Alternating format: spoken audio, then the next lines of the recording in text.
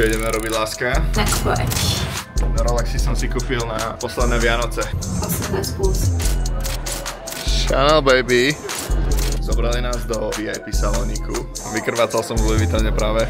Sme sa najedli, napili, dali si kávičku. Ďakujeme. Nič nepotrebujeme, ďakujeme.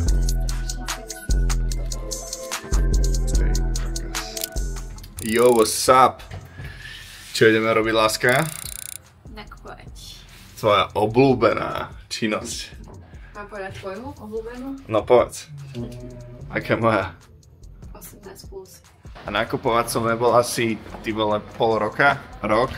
Kedy naposledy, láska? Rolex si kúpil naposledy. Áno, tak Rolexy som si kúpil na posledné Vianoce. Ja som taký, miniem všetky peniaze vyhradené na handry a na jeden item. Ale dnes to bude o niečom inom. Som zvedavý, čo si kúpim.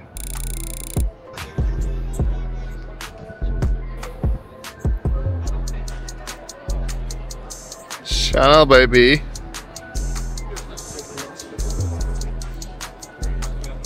Tu je krátka rada. Sakra, prečo ešte nie som VIP zákazník? Však mám jedny veľké gate. A mám aj opasok. Vidíte? Big Louis Vuitton spender. A stále musím čakať v rade.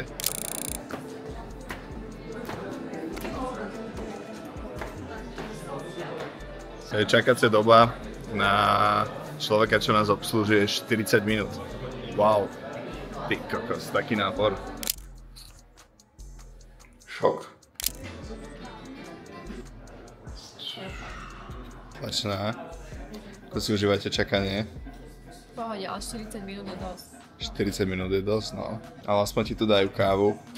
Aspoň ti tu dajú minerálku. Cítiš sa ako v kaverni v podstate. Zobrali nás do VIP salóniku.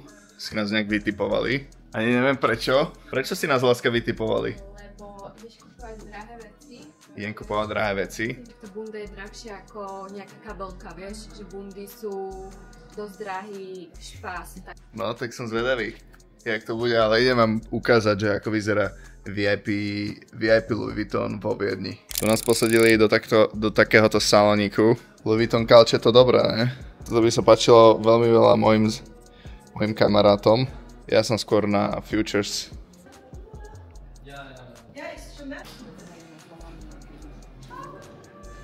To je najkrajšie, čo som kedy vo Viedni videla. Wow. Pekný výhľadík.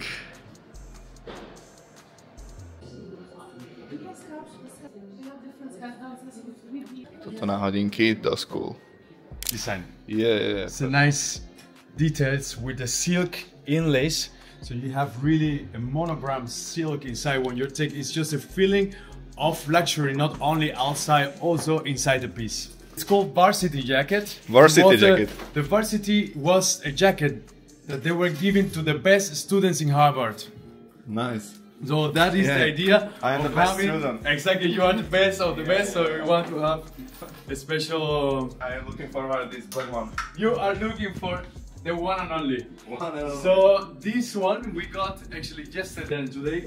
We have an event happening from the launch of the new collection, and this was pushed from Paris because it's not the type of jacket you can order.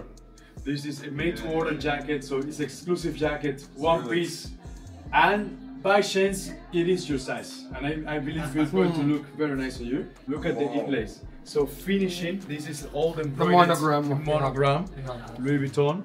You see, look at the leather. It's the perfection in this jacket. Really, this is a masterpiece. Come on. You saw the jacket and said, and also your wife. So like that jacket. Bring me that, well, future wife, let's say. Oh,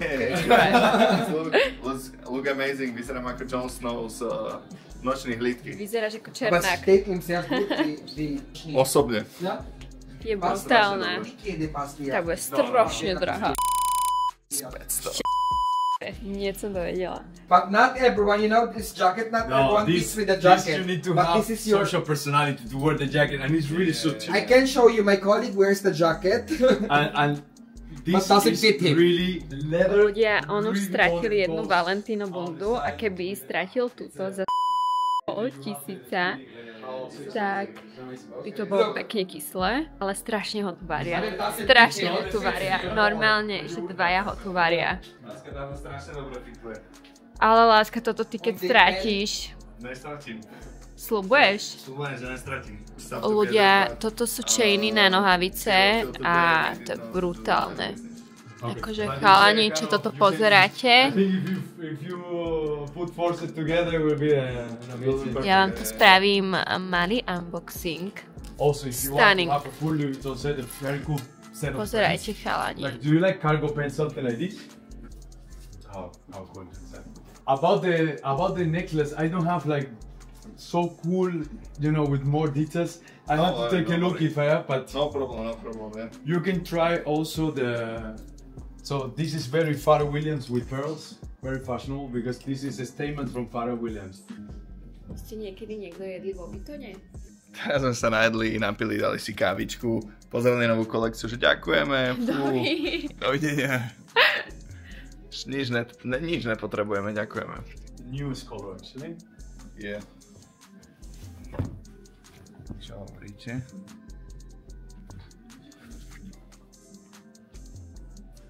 Tak, čakáme v Louis Vuittone na veci a ideme si zahrať ruletu. Pozrite sa na to. O 100 € červená, ale není gulička. Ja mám v ruke guličku. Natáčaj. Tak o 100 € že červená. O 100 € že červená? Hej, počkej, no. Nejsem ozoný. Zle si to tam hodil. Hej, to sa opačne dávate. Takto. No. Nevidím. Hej, je to na čiernej. Nie, 18 červená. 18 červená? Ješ mi kilo. Vyhrala 100 €, wow. Rýchli prachy. Ty vole. Neže teraz prepadneš hazardu. Čau ty. Lása, však už máš 3 doma. 2. Máš 2? Takže toto je tretia. Toto je vlastne tá tretia, no. Ja som ti kúpil obidve. Hej, jednu zášťavnice, keď som bola bakalárka, ale druhú na Vianoce. Ja som strašne dobrý frajer. Nechcete aj tú tretiu kúpiť? Do tretice? Ne. Nie. Vykrvácal som v Louis Vuittone práve. Ešte niečo pre priateľku, ale to vám je asi jasné, že v tomto obchode je to skôr darček pre mňa. Sme tu v obchode, ideme ti kúpiť darček, ale v podstate je to darček pre mňa. Áno, taký mám najradšej. To je strašne sexy. Kľudne si to nechám kúpiť. Aj toto. Aj toto môže. Ty kakas. Večer pokračujeme vo videu. Jojo, dobré ránko z Bratislavy, zdraví ťa Jon Snow. Kúpil som si nakoniec túto bundičku peknú a ešte som si kúpil tieto boťáre. Som za to veľmi rád, že som si ich kúpil, dlho som si nič nekúpil. Ale za čo som ešte radšej, tak to vám teraz poviem. A mi to bude chvíľku trvať, keď si dám dole tú bundu a vysvetlím vám aj prečo. Mám takú neres. Takže, čo je podstatná informácia je, že ruku už mám bez bandáží. Už nenosím bandáž. Predvčerom som prvýkrát spal bez bandáže, zistil som, že je to fajn, že dokážem spať bez nej. Tak som si už nedal na polku včerajšieho dňa. Dneska som si ju nezobral už vôbec so sebou, takže verím, že ruka sa skvele zotavuje a dúfam, že rehabilitácia prebehne úplne cool. Určite to bude bezproblémové, lebo chcem, aby to tak bolo. A čo sa týka tohto shoppingu, ktorý ste videli v tomto videu, tak ja to neberiem ako samozrejmosť nakupovať v takýchto drahých VIP luxusných značkách. Keď som bol mladý, moji rodičia síce mali peniaze, boli podnikatelia, ale vychovávali ma skromne, respektíve nerozmaznávali ma zbytočne. Keď som niečo chcel, tak som si musel na to zarobiť a kúpiť si to sám. Samozrejme mal som všetky základné potreby, jedlo, šport, školu. Zvládli moji rodičia na jednotku, ako podľa mňa celú moju výchovu.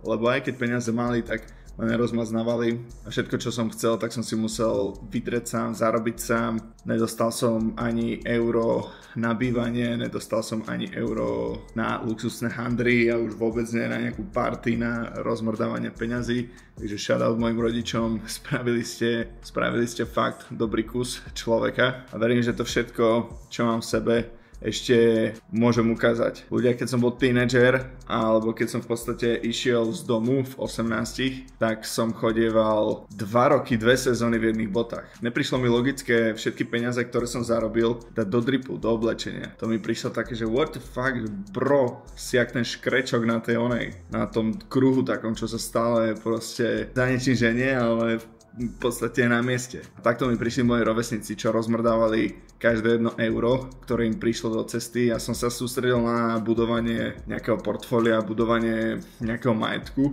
a hlavne budovanie seba a budovanie môjho biznisu. Čiže investoval som veľa peňazí do seba, investoval som veľa peňazí do krypta, bol som trpezlivý a vedel som, že tie výhry ma tam čakajú niekde v budúcnosti.